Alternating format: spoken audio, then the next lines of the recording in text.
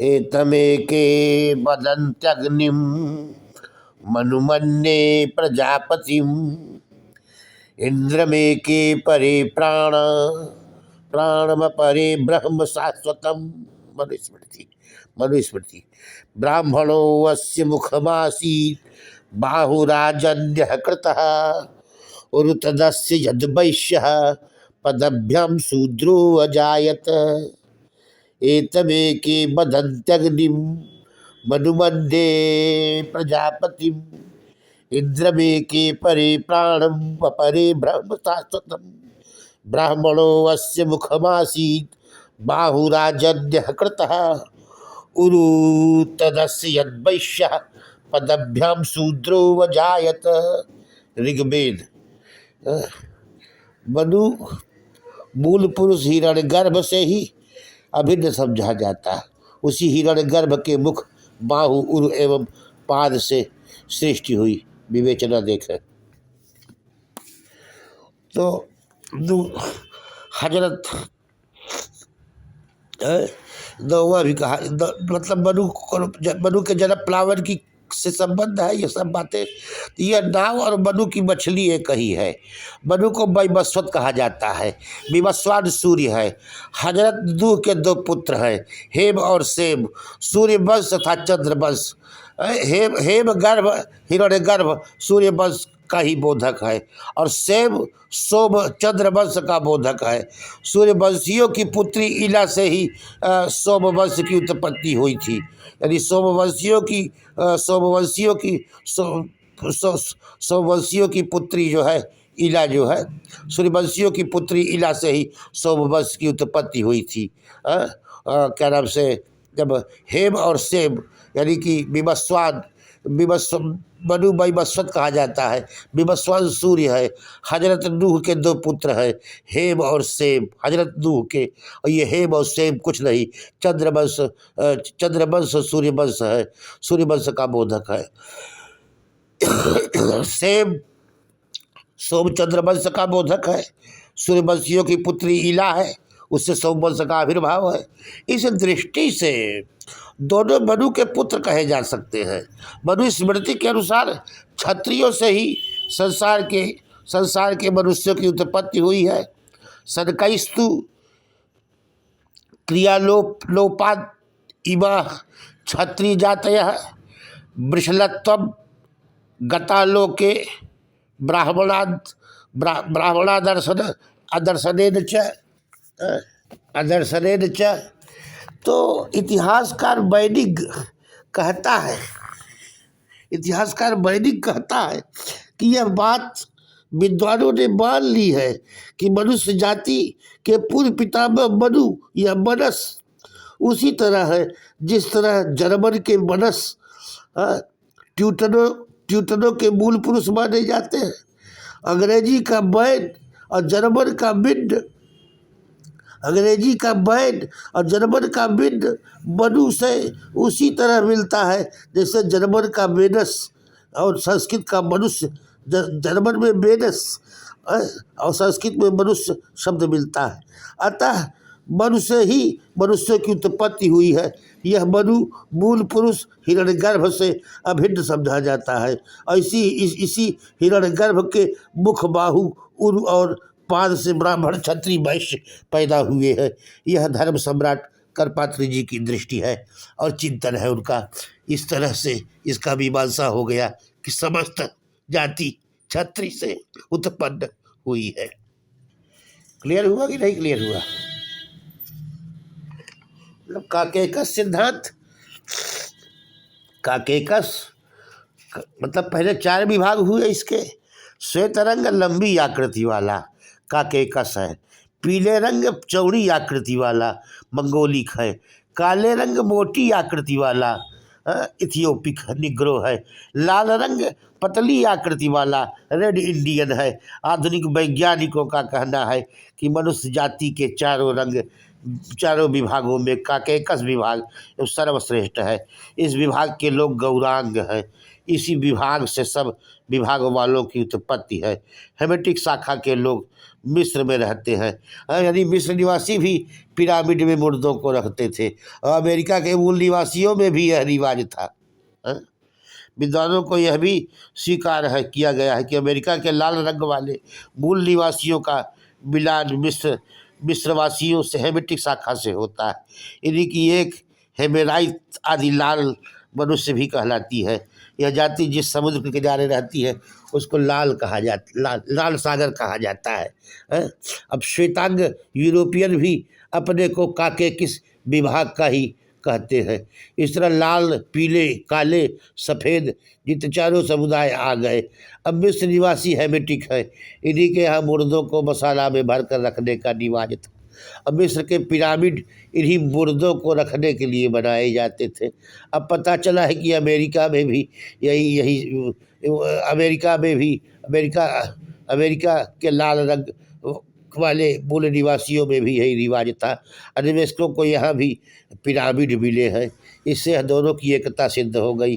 अब काकेकस विभाग की दूसरी शाखा सेमेटिक है। इसमें अरब, बेबीलोन, सीरिया, जूडिया के यहूदी आदि सम्मिलित है। यानी काकेक विभाग दूसरी सेमेटिक में ये यहूदी भी सम्मिलित हो गए, जो पहले कभी मेसोपोटामिया में रहा करते थे। मेसोपोटामिया में अन्वेषकों को 3400 वर्ष के ही ईंटें मिली हैं, जिसमें सुलहनामे इनके लिखे हैं। इन्हीं लोगों का एक दल भारतवर्ष में रहता है, जिसे द्राविड़ कहते हैं। भारत के द्रविड़ों की भाषा मंगोलिक और निग्रो विभागों को जोड़ती है। भाषा ही नहीं, उनका रूप रंग सब एक ही रंग का मालूम पड़ता है। विद्वानों ने पता लगाया है कि भारत के द्रविड़ों की भाषा ऑस्ट्रेलिया की भाषा की भांति है, और यह भाषा मंगोलिक विभाग से भी मिलती है। ऑस्ट्रेलिया निवासी शुद्ध निग्रो जाति के हैं, जो द्रविड़ जाति से भी संबंध रखते हैं। इसी तरह मंगोलिक विभाग से भी द्रविड़ लोगों का संबंध रखते हैं। सब बातों से द्रविड़ जाति निग्रो और मंगोलिक विभाग को जोड़कर अपना मूल स्रोत सेमेटिक शाखा में स्थापित करती है। इस तरह हेमेटिक शाखा अमेरिका के मूल निवासी को भी जोड़ती है। इस तरह काकेकस विभाग के हेमेटिक और सेमेटिक शाखाओं हो मंगोलियन, अमेरिकन और निग्रो विभाग को संबंध सूचित होता है। इस तरह संसार के सभी काले, पीले, लाल, सफ़ेद रंग वाले चारों विभाग काकेकिस विभाग की हेमेटिक और सेमेटिक शाखाओं के में जुड़ जाते हैं।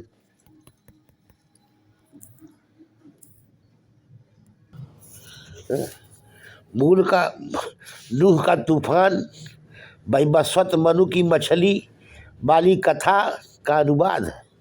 नूह के पुत्र ही हेम की संतति जो मिस्र में रहती है अपना संबंध राजा मनु से बतलाती है और अपने को सूर्यवंशी कहती है।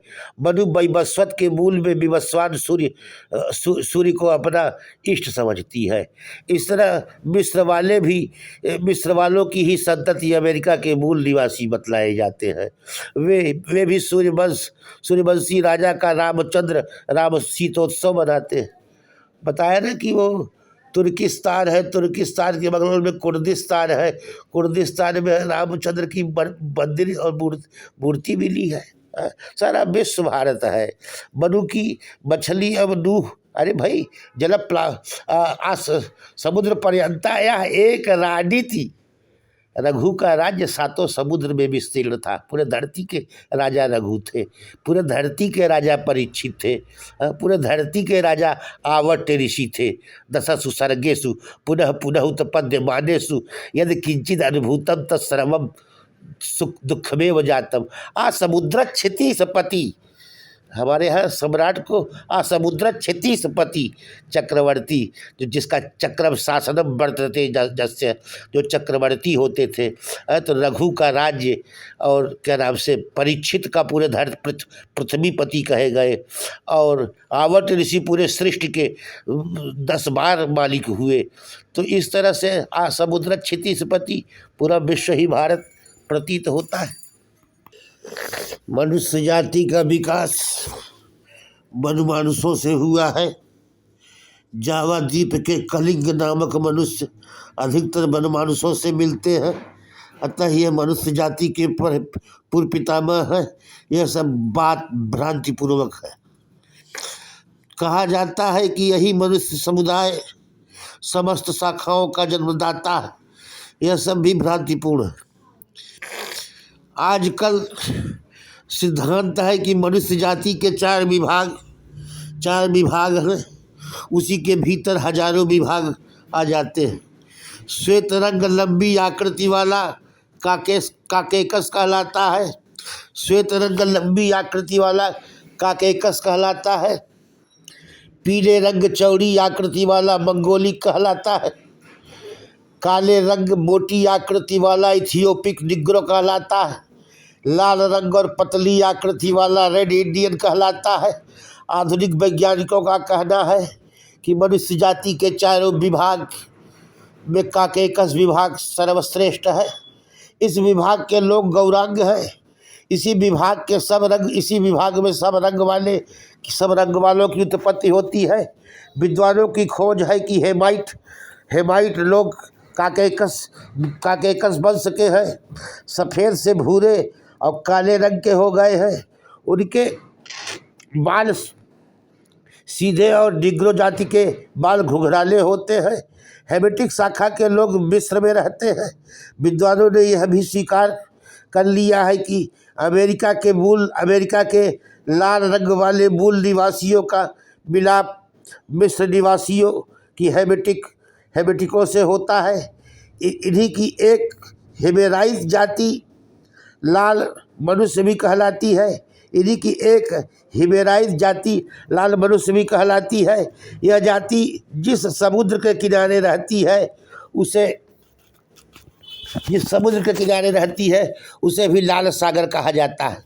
श्वेतांग यूरोपियन भी अपने को काकेकस विभाग के ही कहते हैं। इस तरह लाल पीले काले और सफ़ेद रंग के चारों समुदाय काकेशिक विभाग के ही उत्पन्न हुए देखे जाते हैं। दूसरी खोज यह है कि संसार के जितने मनुष्य हैं सब हेमिटिक और सेमिटिक शाखा के अंतर्भूत हो जाते हैं। मिस्र निवासी हेमिटिक हैं। इनके यहाँ मुर्दों में मसाला भरकर रखने का रिवाज था। मिस्र के पिरामिड इन्हीं मुर्दों की रखने के लिए बनाए गए थे। अब पता चला है कि अमेरिका के लाल रंग वाले मूल निवासियों में भी यही रिवाज था।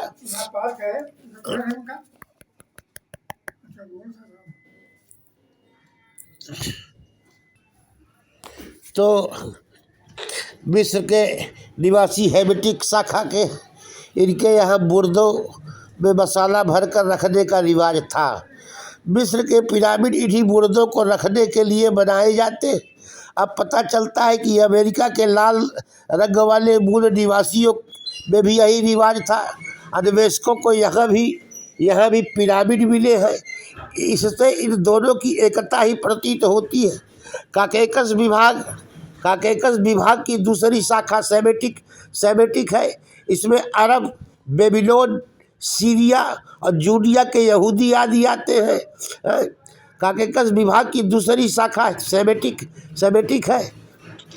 इसमें अरब के बेबीलोन, सीरिया और जूडिया के यहूदी आदि सम्मिलित है। इसी की एक शाखा हिट्टाइट है जो पहले कभी मेसोपोटामिया में रहा करती थी। मेसोपोटामिया में अन्वेषकों को 3400 वर्ष की ईंट मिली है जिनमें इनके सुलहनामा लिखे हुए हैं। इन्हीं लोगों का एक दल भारतवर्ष में रहता है जिसे द्रविड़ कहते हैं। भारत के द्रविड़ों की भाषा मंगोलिको और निग्रो विभागों को जोड़ती है। भाषा ही नहीं, उनका रूप, रंग, शारीरिक गठन भी एक ही है। विद्वानों को पता लगाया है विद्वानों ने कि भारत के द्रविड़ों की भाषा ऑस्ट्रेलिया की भाषा की भांति है और वह भाषा भौगोलिक विभाग से भी मिलती है। ऑस्ट्रेलिया निवासी शुद्ध निग्रो जाति के हैं जो द्रविड़ जाति से भी संबंध रखते हैं। इसी तरह भौगोलिक विभाग से भी द्रविड़ लोग संबंध रखते हैं। इन सब बातों से द्रविड़ जाति निग्रो और भौगोलिक विभागों को जोड़कर अथवा अपना मूल स्रोत सेमेटिक शाखा से स्थापित करती है। इसी तरह हेमेटिक शाखा अमेरिका के मूल निवासियों को जोड़ती है। इस तरह काकेकिस विभाग के हेमेटिक और सेमेटिक शाखा से ही मंगोलियन, अमेरिकन और निग्रो विभागों का संबंध स्थापित होता है। इसी तरह संसार के काले, पीले, लाल, सफ़ेद रंग वाले चारों विभाग काकेकिस विभाग के ही हेमेटिक और सेमेटिक शाखाओं के अंतर्गत उत्पन्न होते हैं। वस्तुतः नूह का तूफान और वैवस्वत मनु की मछली वाली कथा का अनुवाद है। नूह का तूफान वैवस्वत मनु की मछली वाली कथा का अनुवाद है। नूह के पुत्र हेम की संतति जो मिस्र में रहती है अपना संबंध राजा मनु से बताती है।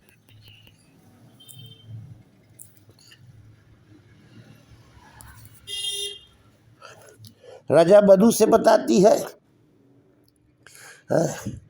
और अपने को सूर्यवंशी कहते हैं। और मनु वैवस्वत के मूल विवस्वान सूर्य को अपना इष्ट समझती है। इन मिस्र वालों की ही संतति अमेरिका के मूल निवासी बतलाए जाते हैं। वे भी सूर्यवंशी राजा रामचंद्र का राम सीतोत्सव मनाते हैं। अन्वेषकों को वहाँ सूर्य का मंदिर भी मिला है। मनु की मछली एवं नूह के प्लावन की कथा मिस्र, बेबुलीन, सीरिया, चार्डिया, जूडिया, फारस, अरब, ग्रीस, भारत, चीन, अमेरिका आदि संसार के सभी देशों एवं सभी जाति में पाई जाती है। ये कथा जो मनु की मछली के प्लावन की मनु की मछली एवं नूह के प्लावन की कथा ये मिस्र में भी, बेबुलीन में भी, सीरिया में भी, चार्डिया में, जूडिया में, फारस में, अरब में, ग्रीस में, भारत में, चीन में, अमेरिका में, संसार के सभी देशों एवं सभी जातियों में पाई जाती है। इससे भी सिद्ध होता है कि मनु से ही समस्त मनुष्यों की उत्पत्ति हुई है। बाइबिल में बतलाई हुई नूह की पीढ़ियाँ काल्पनिक है। आदम से नूह तक 11 पीढ़ियाँ होती है और वर्ष संख्या 2262 है। नूह के पुत्र सेम से इब्राहिम तक 11 पीढ़ियों के 1310 वर्ष कहे गए हैं। यह गणना विश्वास योग्य नहीं है।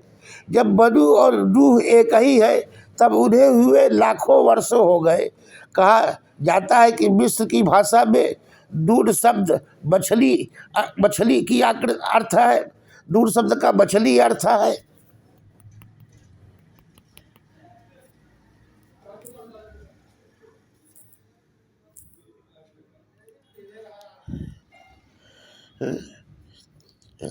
नून शब्द मछली अर्थ होता है। नून अक्षर फिनिशिया में इल नाम की मछली की आकृति शकल का होता है। अंग्रेजी भाषा तथा अरबी में भी यह अक्षर मछली की तरह ही होता है। मछली के ही ढंग की नाव होती है। हजरत नूह को नौवा भी कहा जाता है। इस नौवा का संबंध मनु के जलप्लावन से ही है। यह नाव मनु की मछली एक ही है। यानी कि क्या नाम से मतलब कि जो नून अक्षर है फिनिशिया में इल नामक मछली की शक्ल की होती है। नून शब्द मछली का अर्थ होता है। नून शब्द, ये मिस्र की भाषा में नून माने मछली, नून शब्द का मछली अर्थ होता है। और नून अक्षर फिनिशिया में इल नामक मछली के शकल की होती है। अंग्रेजी भाषा में भी और अरबी भाषा में भी यह अक्षर मछली की तरह होता है। मछली के ही तरह नाव का ढंग होता है। हजरत नूह को नौवा भी कहा जाता था। इस नौवा का मतलब मनु के जल प्लावन से ही है। यह नाव और मनु की मछली एक ही है। मनु को विवस्वत कहा जाता है। विवस्वान सूर्य है। हजरत नूह के दो पुत्र हैं, हेम और सेम। श्री राम जय राम जय जय राम। वाद तोषित विश्वेशम धर्म मार्ग प्रवर्तकम वंदे श्री हरिहरानंदम करपात्रम जगद्गुरु। हसन मंद मंदम चिदानंद कंदम शरच्चंद्र कोटि प्रभा पुंज बिंबम मुनीनाम कबीनाम हृदयोतयंतम स्वरूपम त्वदीयम न विदन्ति देवा। गलदरक्त मुंडावली कंठमाला महाघोर रावासु द्रष्टा कराला विवस्त्रा श्मशाना लय मुक्त केशी महाकाल कामा कुलाकालिकेयम महाकाल कामा कुलाकालिकेयम। गलदरक्त मुंडावली कंठमाला महाघोर रावासु द्रष्टा कराला विवस्त्रा श्मशाना लय मुक्त केसी महाकाल कामा कुलाकालिकेयम। तौ च काकिल नः स्तुतिरम्बिके तौ च काकिल नः स्तुतिरम्बिके सकल शब्दमयी किल ते तनु निखिल मूर्ति सुमे भवदनमयो मनसिजासु बहि प्रसरासु च। इति विचिन्त शिवे शमिता अशिवे जगति जातमयत्न बसादिदम जगति जातमयत्न बसादिदम स्तुति जपर्चन चिंतन वर्जिता न खलु काचन काल कलास्ति में स्तुति जपर्चन चिंतन वर्जिता न खलु काचन काल न खलु काचन काल कलास्ति में। ए जगदम्बा, श्री राम जय जय राम, श्री राम जय जय राम। तो मनुष्य जाति पर स्वामी करपात्री जी की दृष्टि को आप देखें, पूरा विश्व क्षत्रियों से ही उत्पन्न है।